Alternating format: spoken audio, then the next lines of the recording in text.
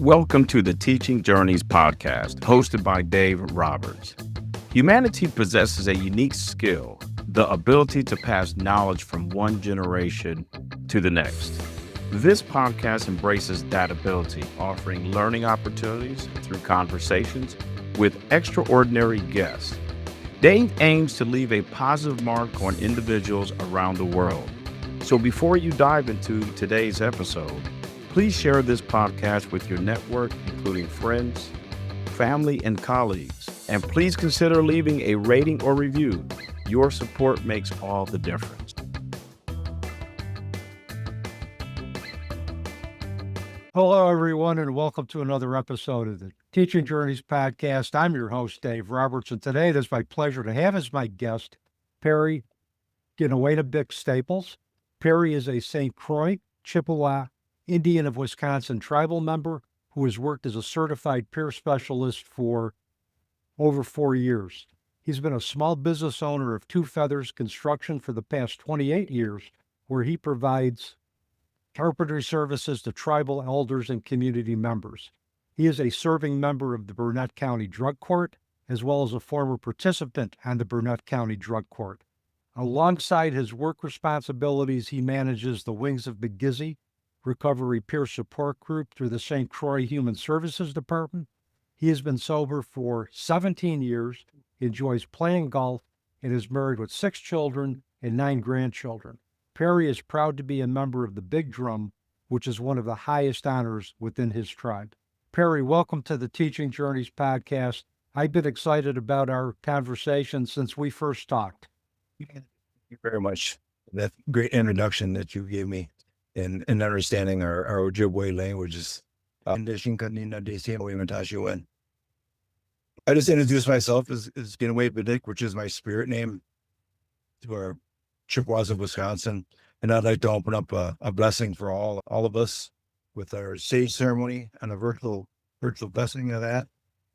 Before I start, I'd just like to say that I do like to do my testimony with my eagle feather in my hand, because it tells me that I'm telling the truth, and it's very important to me that I hold a feather while I do my testimonies.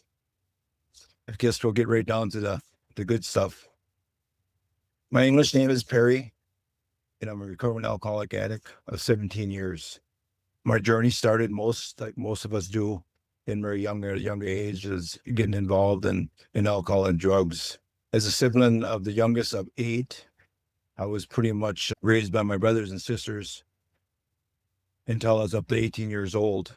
My mother and father weren't really heavy drinkers, but the drinks were there as well as anybody else's house. On a reservation, it's tough to grow up kind of without it. Like most of us at a younger age, we did start using alcohol and drugs. And as a sibling of youngest of 8, I had credentials of just about all of it. I was pretty much raised by my brothers and sisters until I was up to 18 years old. And then I started getting raised up by my grandfather, he passed on several years ago. But with that said, my journey started at a young age of alcohol and drugs. I was pretty much a sports fan in high school. I was a state wrestler. I wanted to concentrate on that. And being the youngest of 8, there's only 3 other siblings that actually got a high school diploma out of 8 of us. So I wouldn't be that 4th one. And being the youngest boy, I wanted to get that diploma. So I fought tooth and nails with it. I did move in with my regular father when I was 18 years old to finish my high school, in which I had to move back in with my mom because they were separated when I was a very young age. It was tough for me to be with my dad because he was a drinker, and I didn't almost to the degree there where I needed it. But after I graduated, the drinking started there at a very young age of 18. It was heavy. I really didn't start doing drugs until I was like in my 20s. But like most of us, it was like the best next thing that we could ever think of besides life itself. I started getting some DWIs when I was 21 years old, and I continued to get them until I was in my 40s. I got a total of 6 DWIs in my life. I got a 1 drug charge, and I got a carrying concealed weapon charge of a pistol. So that was 3 felonies right there for me. And then the one that kicked the most was a burglary. And most people will say they weren't there and they didn't do it. I wasn't there and I didn't do it, but I did take the blame for it, and I got to put it on my record. It was tough to have 4 felonies growing up. But after my 6th DWI, I ended up going to prison. I had to do 33 months in prison. I was still raising my 2 little children because like Dave was saying, I have 6 children. One is my wife's, but then I have 5 of my own. And I was pretty much a single parent of 5. When I had to go to prison, I still had 2 young ones at home. They're 7 and 8, and which I had to let them go back to their mother, which is actively using yet alcohol. So on my way to prison, I met this minister in a county jail, and he asked me if I ever read the Bible. And I said, well, no, I'm a Native American. I kind of go by my culture. I never even touched the Bible. So he gave this to me and he asked me to read that. And which at that point, I pretty much tried everything to try to get sober, and stay sober. So I read this Bible, and then I went to prison and I finished that Bible, and I showed it to one of the ministers in there, and I told him what the other guy told me to do. And he said, well, what did you get out of that Bible? And I said, I didn't really get anything out of it. And he told me, well, read it again. And then I said, well, it took me like a year to read this book. And he says, Perry, you got plenty of time in here to do it, so just read it again.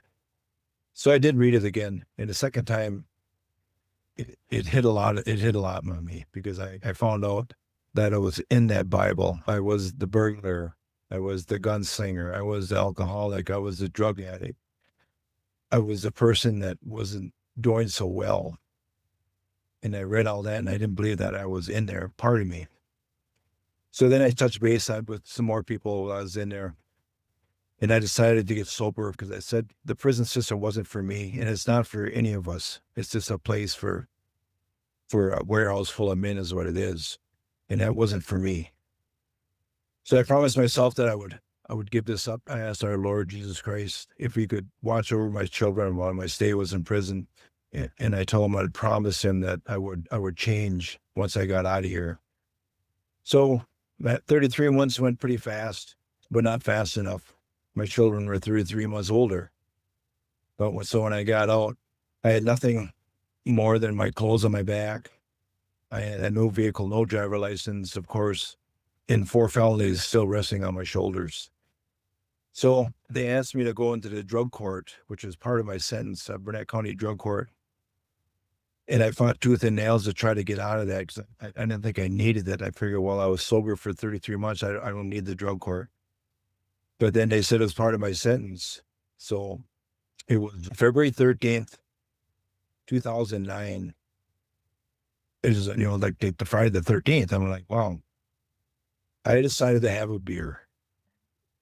And I had 1 beer, and a friend stopped over and he said, would you like to go down to the bar? I said, yeah, sure, I'll go down to the bar with you. So we went down to this bar, and I ordered a drink, and I didn't even get a chance to have him bring it to me when I seen some police officers come in the bar, and they walked right up to me, my friend, and for some reason he had a warrant out for him. And so they were putting him in custody, and at the same time they asked me if I was supposed to be in a bar being on parole, and I told them no, and they said, well, you better come with us too.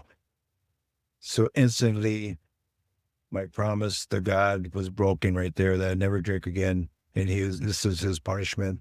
And they put me in jail for 5 days. And that's when I started my recovery from there on.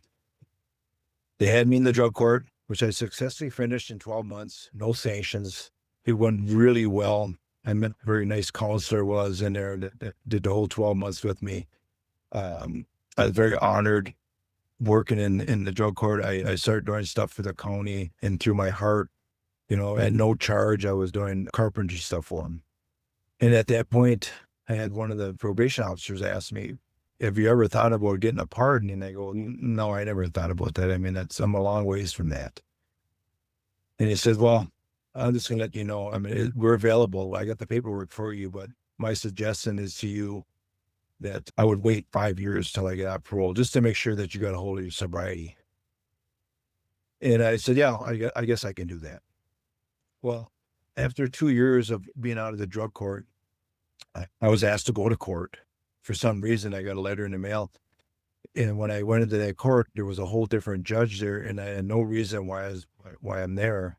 And the judge told me, he said, Mr. Staples, you know why you're here today? And I'm Honor, I have no idea why I'm here. And, I don't believe I've done anything wrong to affect my parole. And he goes, no, you haven't. He says, but I've been on this bench for 23 years. And he said, so this is the first for me too.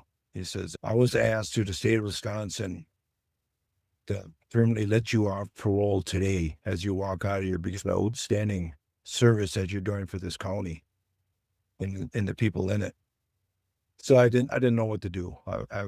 My mind was concentrating on 5 years, getting off parole and possibly go right back to using. So I was scared at that moment. So what I did was I walked out of that courtroom and I called my sponsor. And he said, what are you going to do? And I said, I think I better go to a meeting because I'm pretty scared. I don't know what to do here. So I went to a meeting and I'm still sober today from that moment. It was a good thing for that to happen. 5 years came quick and my children were graduating. I mean, they were getting up there now, getting close to graduation. And at the whole time, I was at the point in my life where I had nothing. I did have two dear friends that told me, say, oh, Perry, we have a place that you can stay at, you and your children. And I said, well, that'd be great. I said, but I have no money. I mean, I don't know what to do here. And he said, you don't have to pay us. Just pay for your electric until you get on your feet and your food, and you can stay there. And so we did. And that's what we stayed there. And then I finally got a pretty good job on building one of our casinos. And so I was making pretty good money.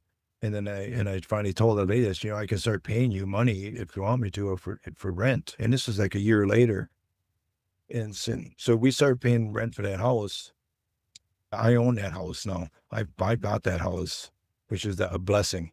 And now that's where this point of my story, I'd like to start talking about my blessings of my recovery and my testimony of staying sober and how I stay sober today.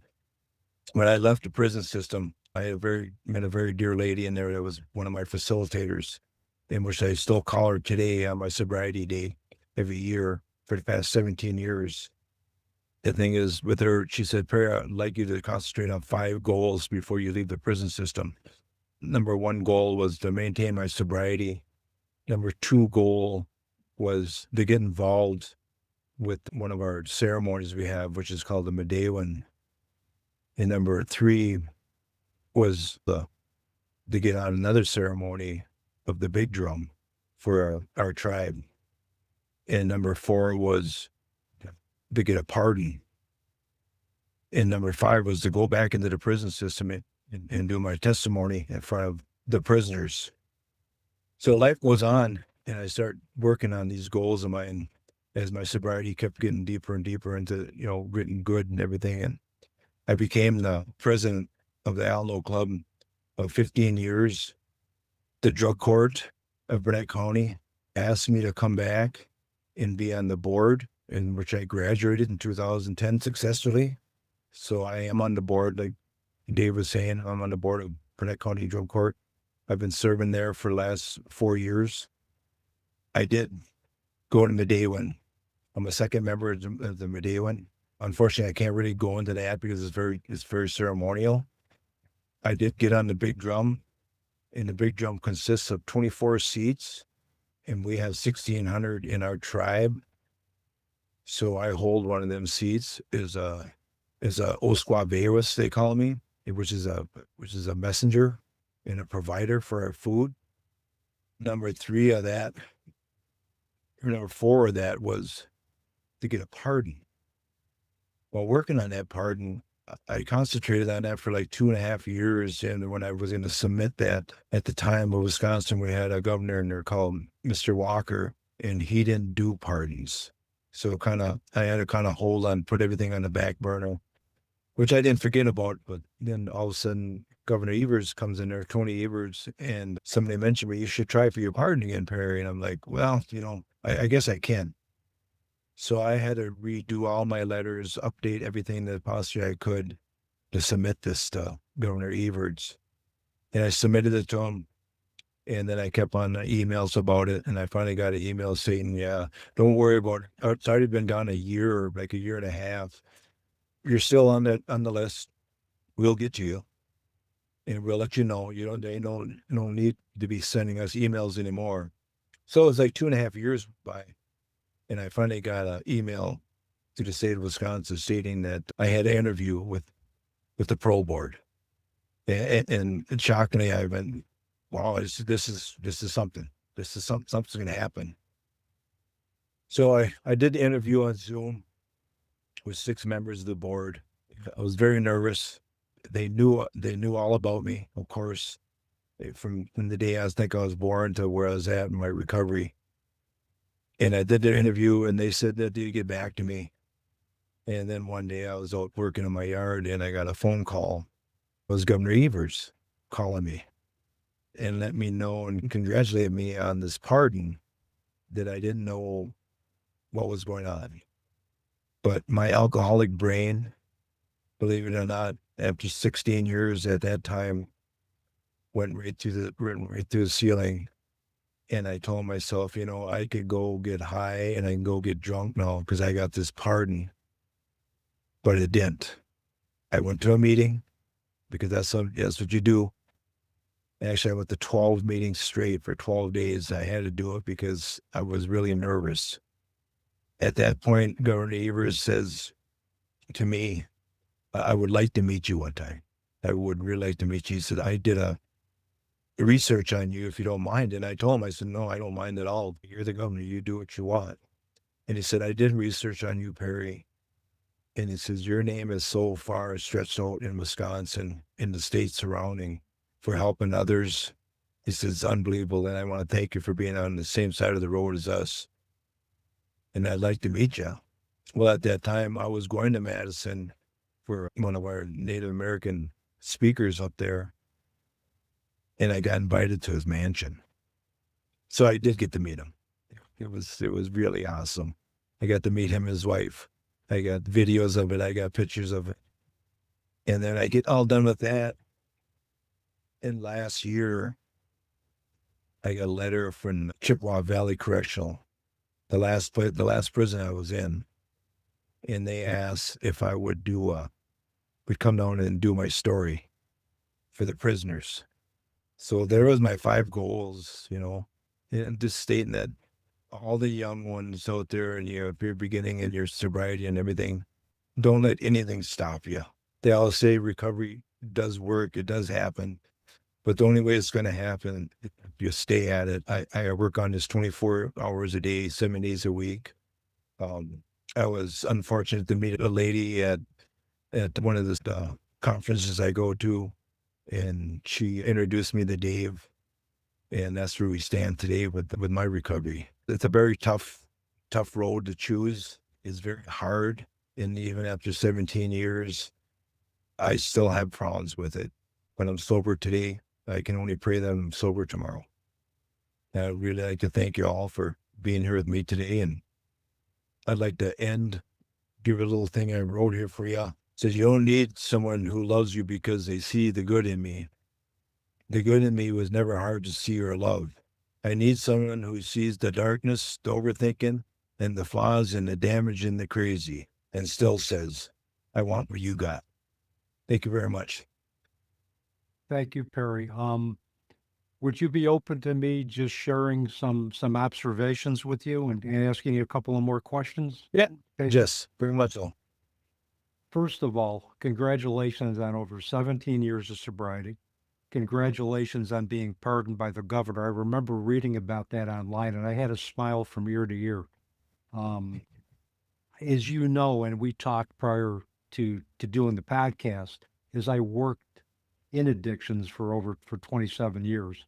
And one of the things that really would frustrate me was the perception of addicts. people looked at addicts as simply that's who they were.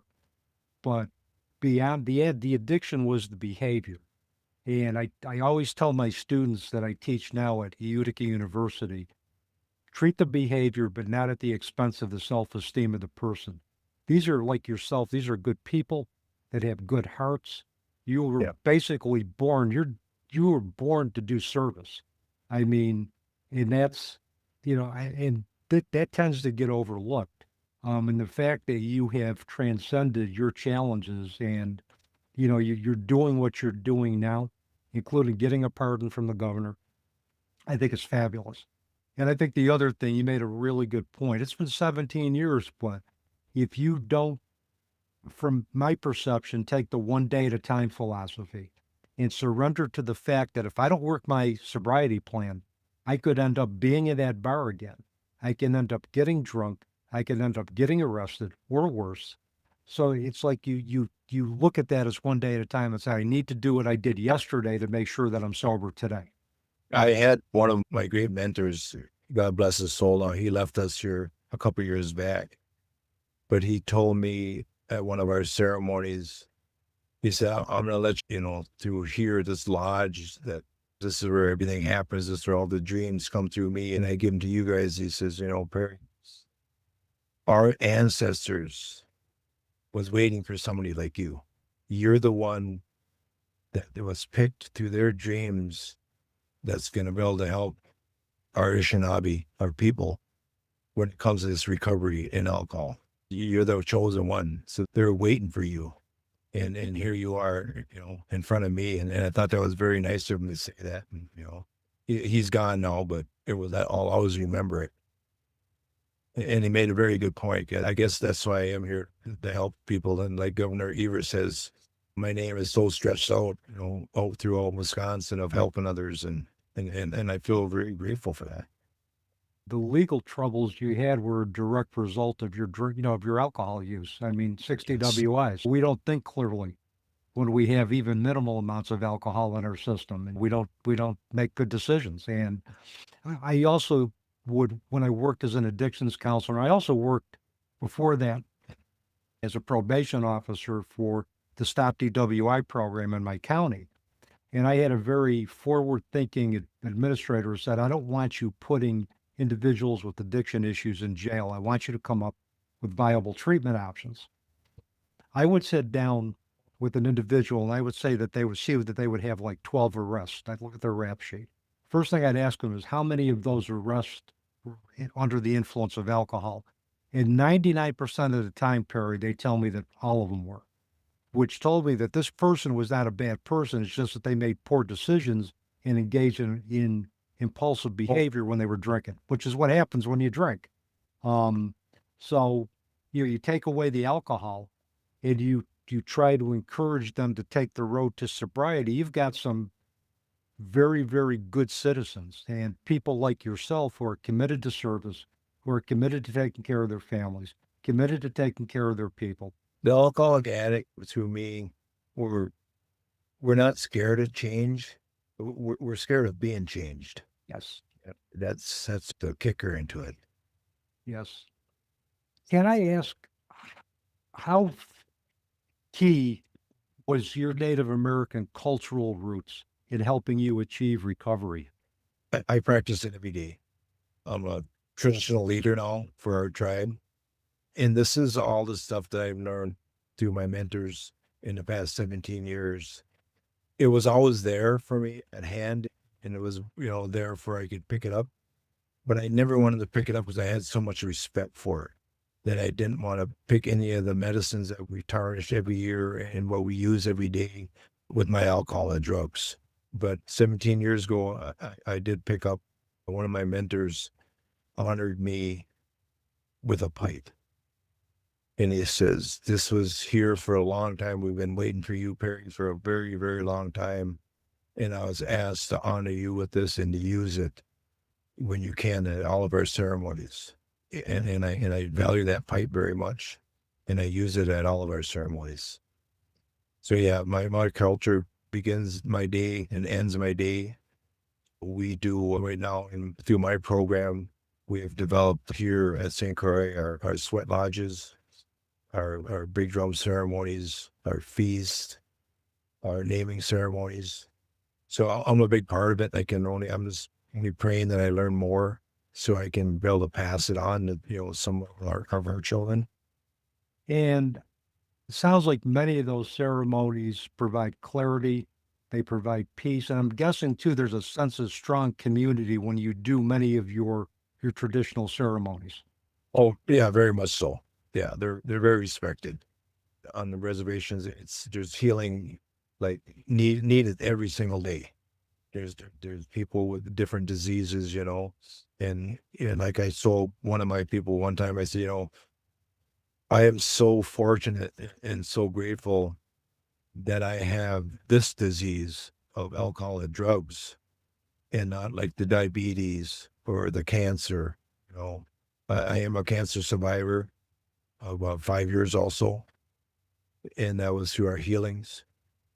But yeah, I'm so grateful that I have this disease that I can work with every day, and that's by going to meetings and doing my big book studies and all this. And Well, through your lived experience, you're able to help others, Perry.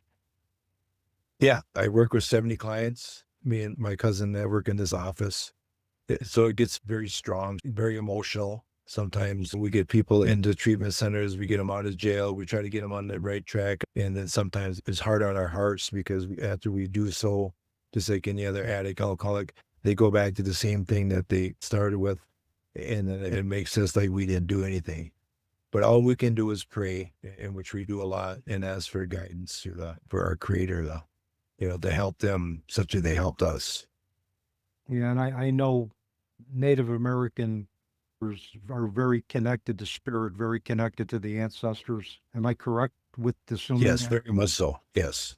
And I also know one of the things I love about Native American cultures is the reverence that you have for the land, for what the land gives you. I mean, you continually show thanks, give gratitude for what everything in nature gives you.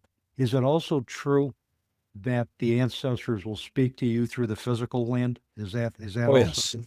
Oh, yes, very much so.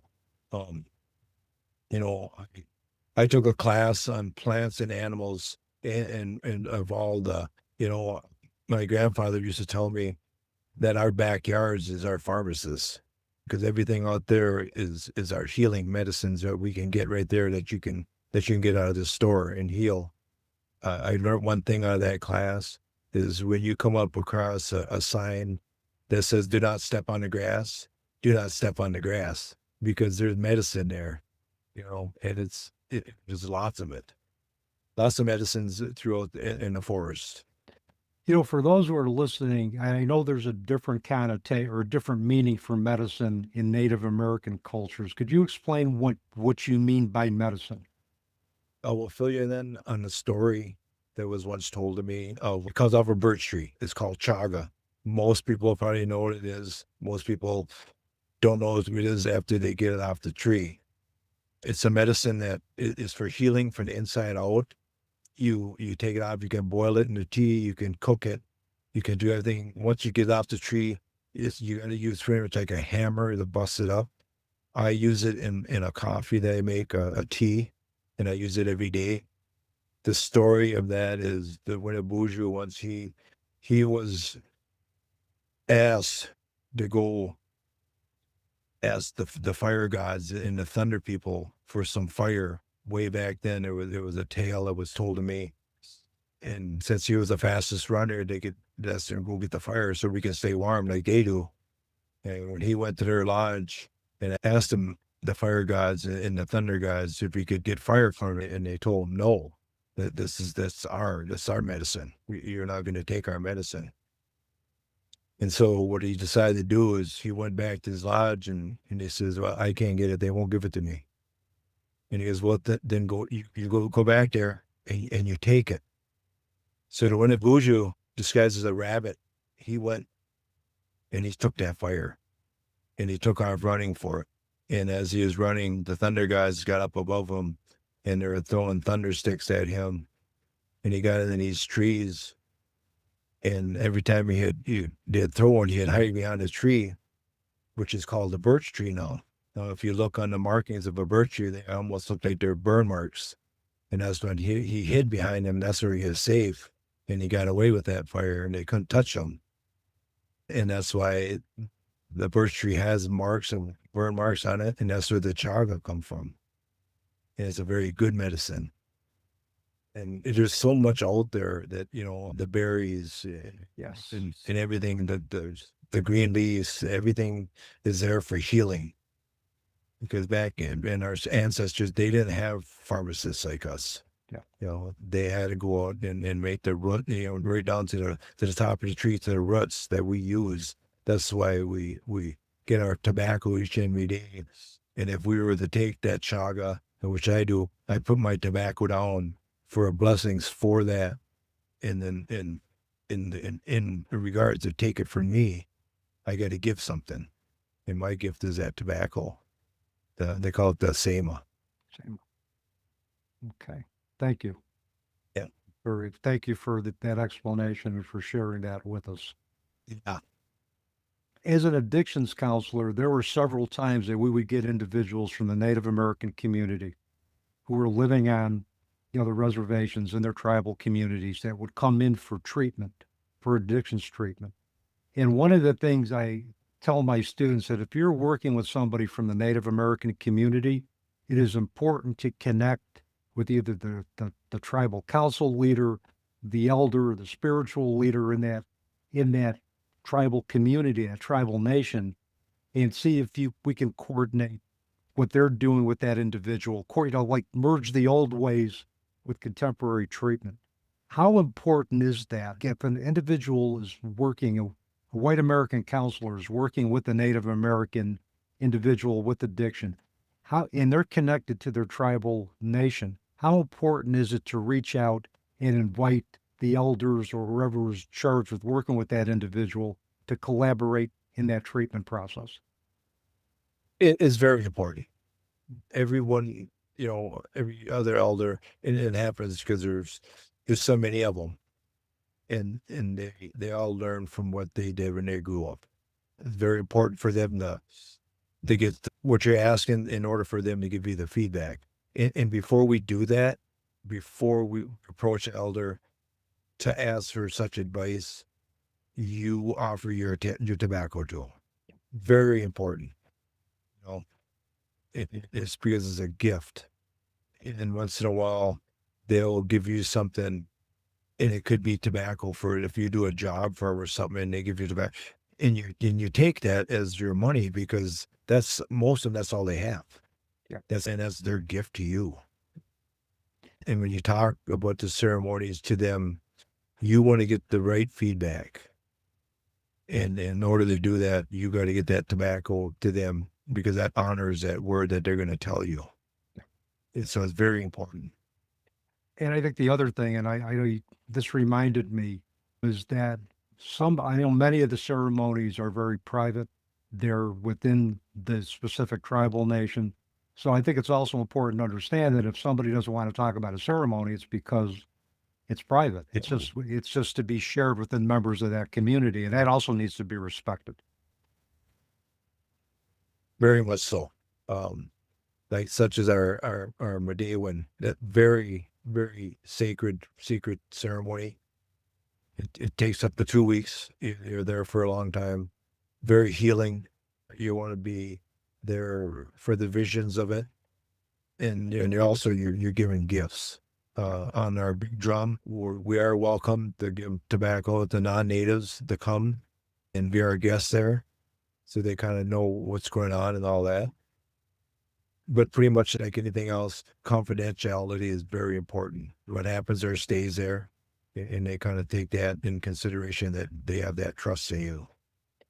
Yeah, and I think it's just good to do that type of culturally sensitive treatment and respect, as I call it, the old ways, and respect that. Yep. There's a place for those, and we can find a way to merge old versus new, or in some cases, the old ways may take precedence over the new techniques, depending on the individual.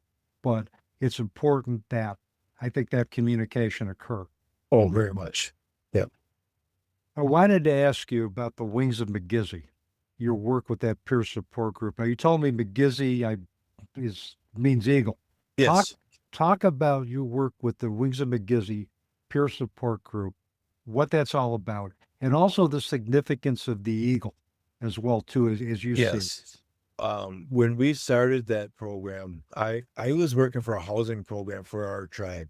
I worked there for 12 years, and I was getting, I was up to like $21 an hour or something like that. Well, the lady that had this other program called B Corps, it's Building Communities of Recovery, it was called. I helped her in her sobriety. She, from day one, she's probably celebrating 12 years of sobriety now herself. She approached me and she says, if you ever get sick of your job, why don't you come work for me and the B Corps? I sure could use your help. So I went home and I told my wife about this. And my wife says, you've been working at that housing for a long time and you pretty much work by yourself anyway. I mean, why don't you follow your heart? And my wife's retired. She goes, I got some money coming in. So follow your heart. So I took the job, and it was a $3 deduction of my wages, but I took the job. And a year later, that lady left. So I became the director of the B Corps program. And when that grant ran out, we got a new grant. And the tribal council said, well, you're going to hang around? And I said, yeah, I'll hang around. He was like, well, if you do, we're going to get a new grant. We're going to allow you to rename it. And so I come up with the Wings of Migizi because of the fact that my clan is the Migizi. I am an Eagle clan member. And I didn't think it would stick, but I said, I want Wings of Migizi. And they go, yeah, whatever you want. I mean, if that's what you want it to be. So now it is throughout the state of Wisconsin is Wings of Migizi. I'm very honored with it. We've got our Alno Club now, which is the Wings of Migizi. We have a new healing center, which is going to be called the Wings of Migizi. So I'm very honored with that name and where it's brought me, where it kind of hangs with me today. And now the people that come to your group, are these mainly individuals from the Native American communities? Are these non-natives? Is it a combination of the two? It's a combination of the two. We have a very good meeting here in town. Like I said, we do a lot of talking circles, which we get the same amount of natives and non-natives. Our county isn't that big. I mean, everybody kind of knows everybody, but our meetings are a big hit. And like I say, the Wings of Migizi, all the non-natives, they don't mind calling it the Wings of Migizi. It used to be called the New Beginnings Alno Club, but now we renamed it. So it's awesome. It was most honored when Governor Evers was telling me about the Wings of Migizi. And I'm like, how did you hear about that? He goes, I know everything about you. He loved it. Well, the things that he knows about you are all the good things that you've done, Oh, exactly. Yes. and you continue to do so. Got to ask you about your shirt. For those of you who are going to see this on Oh. YouTube, about that smudge life. I love that. Tell us about the whole process of smudging, how that relates to the work that you do. In my ceremonies, my cousin, her name is Tina, very awesome person. She gifted me this shirt also with a smudge. Did you smudge the hat? I should have worn that too, but she gifted that to me because I'm always the one that's given. If people need sage, I've got it. If people need tobacco, I got it. And it doesn't cost them nothing. I pay for it. I give it to them.